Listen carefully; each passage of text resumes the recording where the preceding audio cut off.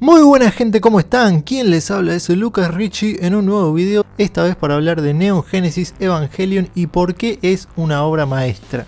Sigue siendo debatida hoy en día, tenemos a los anti-elitistas que lo quieren desmitificar, pero no lo digo yo que es una obra maestra, lo dice la historia, las obras, las reinterpretaciones, el merchandising y el largo etcétera que recorre a esta historia que nos demuestra que ha sido una obra maestra. Obviamente está sobrevalorada también y hay gente que cree que es el ápice de lo audiovisual. Yo no llego a tanto, pero sí creo que dentro del rubro del anime, sin duda Evangelion ha sido de lo mejor que nos ha dado. Vamos a ver, al menos para mí, por qué es una obra maestra. Obviamente tenemos que ponernos en contexto, esto hace 20 años, Evangelion rompió esquemas. Sobre todo con su protagonista, Shinji, un chico de 14 años completamente frágil, problematizado, traumatizado, bastante conflictuado, bastante real, ¿no? Cómo se afronta Shinji a su universo, de tener el universo sobre sus hombros. No es real que el protagonista sea todo macho, todo seguro, todo confiado y diga sí, yo me llevo el mundo por delante como camina de Gurren Lagann. Eso es totalmente animesco y fantasioso, ¿no? Shinji vino a romper un esquema de protagonistas de ese tipo, ¿no? Los protagonistas de Macross, de Robotech o los protagonistas shonen de esa época eran todos así, ¿no? Súper machos, súper arquetipados, súper seguros, ¿no? Súper geniales. Y Shinji vino a ser todo lo contrario, vino a ser un personaje conflictuado que lleva la historia a su manera y me parece que por eso dentro de una enorme bolsa de factores argumentales y demás generan lo que generó esta obra, ¿no? Me parece que ese es uno de los puntos más fuertes de que por qué haya pegado tanto en su momento. También rompe esquemas con esto de los robots, ¿no? Siendo que no eran robots, sino que eran clones de dioses y bueno, Evangelion en sí rompe varios esquemas. Tomo el de Shinji como lo más importante, pero tiene montones de esquemas rotos dentro de su propia historia y dentro de lo que eran obviamente el esquema imperante hace 20 años. Lo siguiente para mí a prestarle atención son las referencias paródicas bíblicas, ¿no? Porque Evangelion está lleno de nombres bíblicos religiosos, del judaísmo, del cristianismo y demás que Hideaki Anno tomó porque le parecía que estaban buenos, que sonaban lindo y que parecía que las cosas eran más complejas de lo que realmente eran. Y por eso tomó la decisión de poner esos nombres, ¿no? Adán, Eva, ángeles, lanza de Longinus. Pero bueno, si le cambiamos el nombre a los ángeles por Kaiju, a Adán y Eva por Monstruo 1, Monstruo 2, a los Eva por robots, se pierde bastante mística de la serie, pero al mismo tiempo esa fue la mística inicial de la serie. Obviamente hay cosas religiosas que sí las toma al pie de la letra y hay cosas que no, son meramente decorativas. Pero en esa época todo lo que parodiaba a la iglesia era ocultismo, era negacionismo. Eran cosas totalmente oscuras y totalmente reprochadas por la sociedad entera porque, bueno, hace 20 años atrás la iglesia tenía mucho más poder que hoy. Entonces no todos se animaban a ponerle Adán y Eva y a usar todos estos términos tan sacros para un mero anime. Fue una hazaña bastante innovadora. Hoy tenemos sí Hellsing, Toaru, tenemos un montón de series donde la iglesia cumple un papel generalmente de villanos, porque como todos sabemos es una institución bastante oscura y bastante corrupta que por ejemplo tiene en sus arcas, por ejemplo en el Vaticano dicen que tienen el oro para matar el hambre en el mundo 3 veces.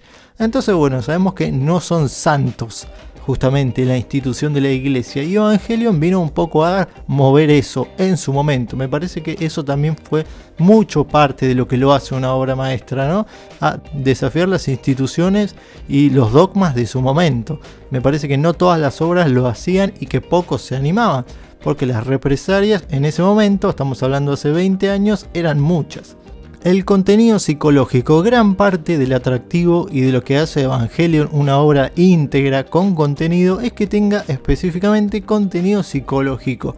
Hideaki Anno tardó aproximadamente 5 años en crear el guión de Evangelion y ¿cómo lo hizo? Él se autodiagnosticó con depresión y con determinados síntomas psicológicos porque él se encerró en su casa y encontró un libro que era de diagnóstico psicológico, ¿no? Como una especie de autodiagnóstico en un libro. Entonces él agarró todos los síntomas, ¿no? Todas las patologías psicológicas el complejo de Edipo, el dilema del erizo, etc. Y fue creando la historia en base a esos conceptos psicológicos bastante complejos. Y eso es lo interesante, ¿no? Cómo creó personajes en base a conceptos psicológicos. Y lo hizo muy bien, lo aplicó muy bien, son cosas que en general no se ven. Eso hace que los personajes sean muy profundos y muy realistas. Algo que muchas obras por ahí ni siquiera intentaron o intentaron copiarlo muy mal. En Evangelion se siente muy real. Y me parece que cuando alguno compara Evangelion con otras obras, cometen el error de que sean iguales o igual de profundos.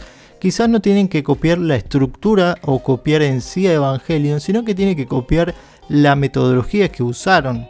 Me parece que copiar cómo se imbuyó el contenido psicológico dentro de un personaje, eso sí tiene valor, y no copiar simplemente el arquetipo de personaje kudere como lo es Rei Ayanami, sino tratar de ir un paso más dentro de la profundización de los personajes, y eso Evangelion lo hizo excelentemente bien en una época donde no se hacía. Otro de los puntos fuertes es la crítica social. Evangelion critica su propia sociedad, ¿no? Rei Ayanami, como dije, es un arquetipo, pero es una crítica a la imagen de la japonesa ideal que tienen los japoneses como mujer, ¿no? Una mujer callada, linda, que no se queja nunca, que no tiene emociones, que está todo el tiempo al servicio del hombre, en este caso Gendo Ikari, que también es una crítica de los malos padres. Entonces Evangelion está lleno de crítica social a su propia sociedad, a los arquetipos americanos, a los arquetipos orientales. Me parece que eso enriquece mucho la obra más allá de lo psicológico, ¿no? Por ejemplo, Geherin o Nerv, ¿no? Estos arquetipos de jefes, empresarios, gente con mucho poder que decide el destino del mundo. Porque al final Evangelion es como un grupo de 5 personas que tienen control sobre todo el mundo, deciden que la humanidad tiene que evolucionar. Y hacen justamente el plan de la instrumentalización humana. Y eso realmente de existir, existe. Yo no tengo dudas que hay empresarios multimillonarios que seguramente desconocemos sus nombres, que más de una vez han volcado la historia del mundo a su favor. Por ejemplo, la pandemia que vivimos hoy en día. Está la teoría de que los chinos lo desarrollaron por beneficio propio y lo liberaron al mundo.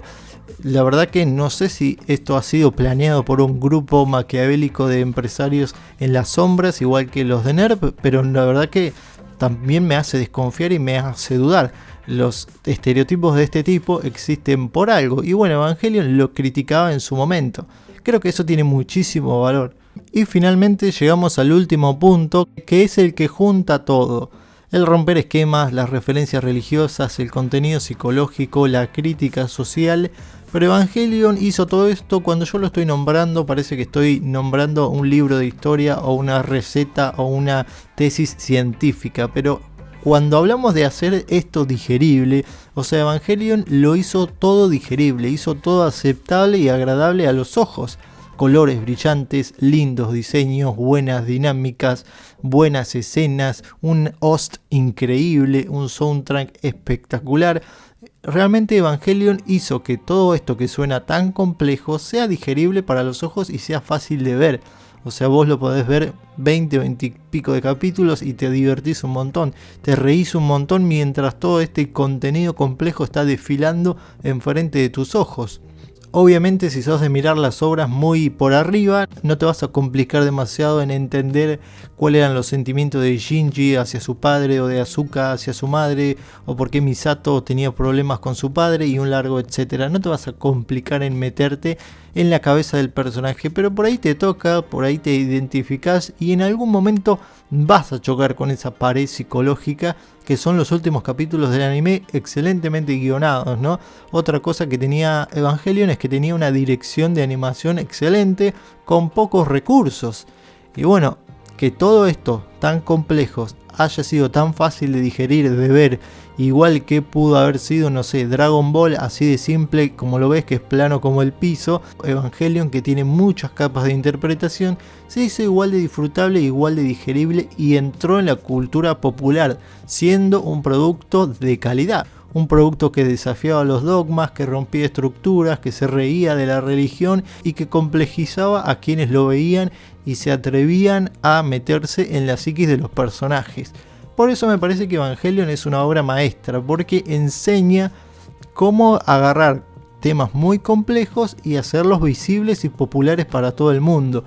Pero ¿qué pasa cuando a Evangelion le sacamos todo ese peso, ¿no? Todo su contenido, lo vaciamos y lo hacemos un Dragon Ball de mechas. Nos queda Darling in the Franxx, que es una mala copia que hizo el estudio Trigger, que es básicamente lo mismo, pero sin toda la mística, sin todo el contenido psicológico, sin la crítica social, sin la risa de la religión, sin todo eso. Simplemente algo vacío que tiene lindos diseños, linda música y nada más. No sirve para otra cosa y pasó sin pena ni gloria, ¿no? Así, con tanta producción, con tanta calidad de animación, con tantos años de planeamiento y dirección, así todo eso se pasó la temporada y nunca más volvimos a tener noticias de esa serie. Sin embargo, Evangelion sigue vigente, le pasó por arriba.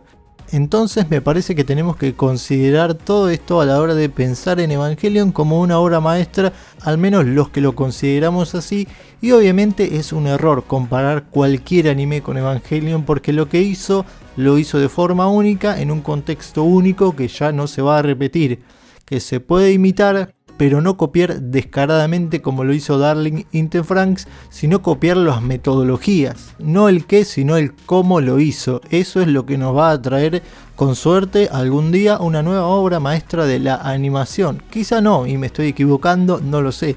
O quizá Evangelion en un par de años sea olvidado y enterrado completamente. Tampoco lo sé porque no veo el futuro, simplemente estoy dando mi opinión en este video y bueno, esto ha sido porque yo considero que Evangelion es una obra maestra, los estoy leyendo en comentarios y nos veremos en un próximo video. Adiós.